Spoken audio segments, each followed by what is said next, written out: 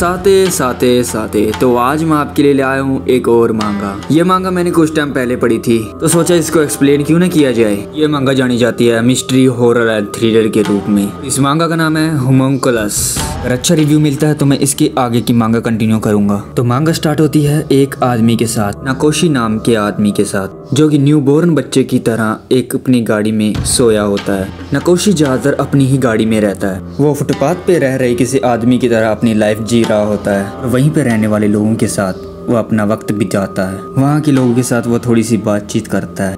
वो हर टाइम उनके साथ ही रहता होता है। रात का समय होता है और वो लोगों के साथ खाना खा रहा होता है। जब वो खाना खा रहा होता है तो पेड़ के पीछे से कोई नाकोशी को रिकॉर्ड कर रहा होता है।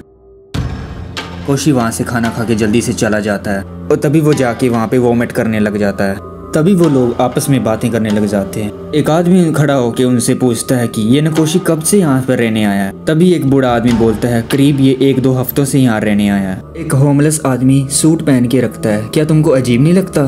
तभी दूसरा आदमी बोलता है नाकोशी ने मुझे बताया कि वो एक टीचर है। तभी एक और आदमी उठ के बोलता है कि उसने मुझे तो बताया वो एक ईलो शीटर है। तभी बूढ़ा आदमी बोलता है वो एक नंबर का झूठा है, वो शायद सब कुछ झूठ बोल रहा होता है। वो कुछ दिनों के बाद यहाँ से भी गायब हो जाएगा। कुछ देर बाद नाकोशी वापस आता है और अब आकर अपनी कार में बैठ जाता है। उसके बाद नाकोशी अपनी कार को स्टार्ट करने की कोशिश करता है, लेकिन वो कार स्टार्ट नहीं हो पाती है। स्टार्ट हो नहीं पाती क्योंकि कार का गैस खत्म हो जाता है। नाकोशी के पास इतने पैसे भी नहीं होते ताकि जो वो अपने कार में गैस डलवा सके। और तभी एक अजीब सी शक्ल का आदमी उसकी विंडो पे जाके नॉक करता है और तभी नाकोशी विंडो को नीचे करता है। नाकोशी को पता होता है ये वही लड़का है जो पार्क में मुझे रिकॉर्ड कर रहा होता है। नाकोशी पूछता है तुम्हें आखिर मेरे से क्या चाहिए? बात सुन के तभी वो आदमी आंसर देता है तुम होमलेस हो ना तुम्हारे पास मनी है तो ना ही तुम्हारे पास कोई जॉब है। मैं तुम्हें एक जॉब ऑफर करना चाहूँगा, इसके बदले में मैं तुमको दूंगा 7 लाख यन। ये सुनते ही नाकोशी बोलता है कि तुम कैसे जॉब की बात कर रहे हो? अभी वो लड़का उसको एक पोस्टर दिखाता है। पोस्टर दिखाते हुए वो लड़का उसको बोलता है तुम्हारी खोपड़ी के अंदर एक होल करना पड़ेगा, घबराओ मत, इससे तुमको कोई दर्द नहीं होगा और तुम्हारा ब्रेन भी डैमेज नहीं होगा। इस ऑपरेशन से सिर्फ तुम्हारी हड्डी में छेद होगा, जिसका मतलब तुम्हारा ब्लड लॉस नहीं होगा। ये बिल्कुल सेफ है और ऐसा कई लोगों ने ट्राई किया है। इस ऑपरेशन को ट्रैपिनेशन कहते हैं। तभी नाकोशी उससे क्वेश्चन करता है अगर मैं ऑपरेशन करा भी लेता हूँ तो इससे मेरा क्या फायदा होगा? इसकी खास बात यह है कि ये तुम्हारी 6th सेंस को डेवलप करेगी। इससे ऐसा हो सकता है कि तुम्हारी एक तीसरी आंख खुलेगी जिससे तुम स्पिरिट वगैरह देख सकते हो। नाकोशी को यह सब अजीब लगता है तो वो इसको साफ साफ मना कर देता है। नाकोशी कहता है कि ऐसे अजीब कामों के लिए तुम्हारे पास कोई वक्त नहीं है तो तुम यहाँ से जा सकते हो। मैं सिर्फ वेकेशन के लिए आया हूँ, एक होमलेस की तरह अपनी जीवन बिताने के लिए।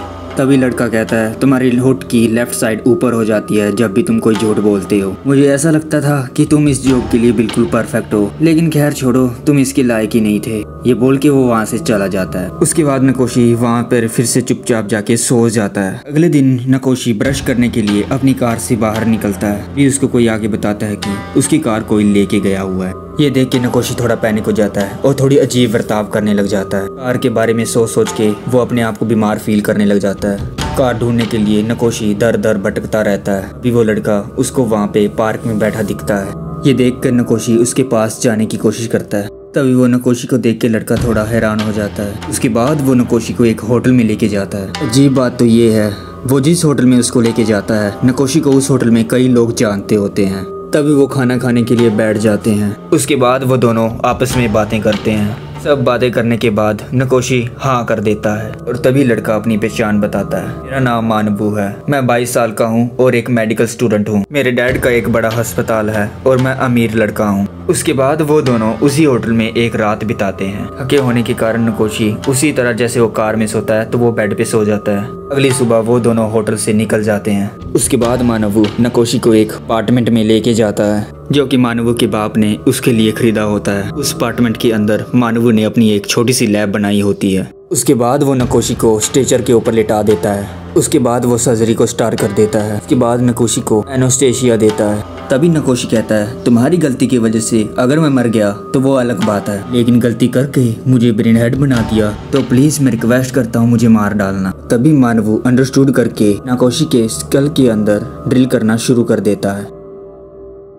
सर्जरी के बाद नकोशी उठता है। उसके उठने के बाद मानवू उससे पूछता है, क्या तुमको कुछ अलग महसूस हो रहा है? तुमको कुछ अजीब सा दिख रहा है या कुछ बदला हुआ? मेरे कहने का मतलब है, ओ हाँ, कुछ लोग होते हैं जिनको कोई फर्क नहीं पड़ता, लेकिन 36% चांसेस हैं कि 6 सेंस आइज खुलती है। अगर वो आइज खुल जाए तो वो आइज स्पिरिट वगैरह को भी देख सकती है और वो बहुत कुछ कर सकती है। इस आइज से हम टेलीपैथी भी कर सकते हैं। तभी नकोशी उससे पूछता है, क्या 6 सेंस क्या सच में इस दुनिया में एग्जिस्ट करता है? तभी मानवू कहता है, इसका कोई क्लियर एक्सप्लेनेशन नहीं है। ये कहने के बाद मानवू उसको 3 लाख येन उसको दे देता है और तभी मानवू उसको कहता है, बाकी के पैसे मैं पूरी रिसर्च खत्म होने के बाद तुमको दे दूंगा। उसके बाद नकोशी पैसे को ले लेता है। मानवू कहता है, स्टेशन से मैं तुम्हारी कार को लेके आता हूँ, तब तक के लिए तुम यहाँ रेस्ट करो, मैं अभी आता हूँ। उसके बाद मानवू वहाँ से चला जाता है और नकोशी उसके लैब में चीजें पड़ी को देखने लग जाता है। उससे एक पुरानी रिपोर्ट मिलती है जिसमें अंदर लिखा होता है कि ऑपरेशन की वजह से किसी महिला ने अपनी आत्महत्या कर ली और किन लोगों में बिल्कुल भी चेंज नहीं हुआ है। समय के बाद मानवू वहाँ कार लेके आता है और वो नकोशी को चेक करने के लिए कि उसको भूत वगैरह दिख रहे हैं कि नहीं। वो उसको ऐसी जगह पर लेके जाता है जहाँ पर स्पिरिट वगैरह घूमती हैं और तभी 3-4 दिन लगातार ढूंढने की बजाय भी उसको कोई चीज नहीं दिखती और उसके अंदर कोई भी चेंज नजर नहीं आता। एक दिन नकोशी मार्केट में टहलने के लिए जाता है, तभी हवा चलने शुरू हो जाती है। हवा चलने के कारण उसकी राइट आंख में एक पत्ता चला जाता है। तभी नकोशी अपनी एक आंख रगड़ रहा होता है। तभी वो एक आदमी की तरफ देखता है जो कि उसको पेपर की तरह नजर आता है। नकोशी ये देख के घबरा जाता है। उसको नहीं पता होता ये आखिर क्या हो रहा है उसके साथ। जब भी नकोशी अपनी एक आंख बंद करता तो उसको अजीब ही डिस्टोर्टेड चीजें नजर आने लग जाती हैं। उसको उन लोगों की रियल इमेज दिखनी शुरू हो जाती है। इस इमेज को हिमोंकुलस कहते हैं। नकोशी पूरी तरह से पैनिक हो जाता है। फिर से नकोशी अपनी एक आंख बंद करता है और तो वही देखता है, साइड से जा रही लड़की को देखता है। वो लड़की देखने में बिल्कुल वियर्ड नजर आती है। नकोशी घबराते हुए एक कदम पीछे ले लेता है। तभी वो किसी से टकरा जाता है। इससे वो टकराता है वो एक माफिया बॉस होता है। नकोशी उसको देख के सॉरी बोलने लग जाता है। तभी नकोशी अपनी एक आंख बंद करके उस आदमी को फिर से देखने की कोशिश करता है। उसे आदमी की जगह एक जायंट रोबोट दिख रहा होता है। वो आदमी गुस्से में आकर नकोशी को मारने की कोशिश करता है और अचानक तभी उसकी छोटी उंगली से खून आना शुरू हो जाता है।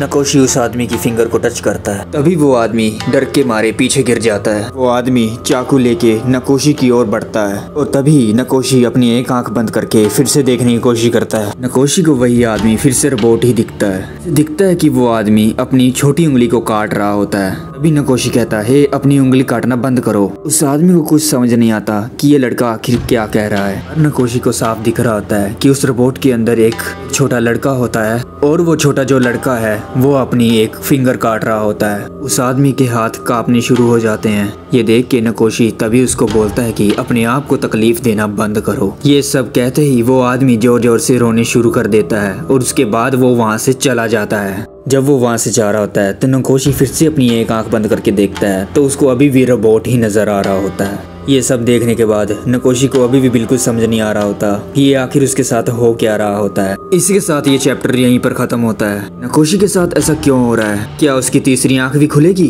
उसको भूत वगैरह भी दिखेंगे? कि अंदर और कौन कौन सी पावर आएंगी? उसको रोबोट क्यों दिख रहा था? उस बच्चा क्यों दिख रहा था? ये सब जानने के लिए हम नेक्स्ट वॉल्यूम देखेंगे। वीडियो अच्छी लगी तो चैनल कर लो सब्सक्राइब, वीडियो कर दो लाइक और शेयर करना मत भूलना। सब्सक्राइब करें मांगा एक्सप्लोरर हिंदी। तब तक के लिए फिर मिलेंगे। आरिगातो।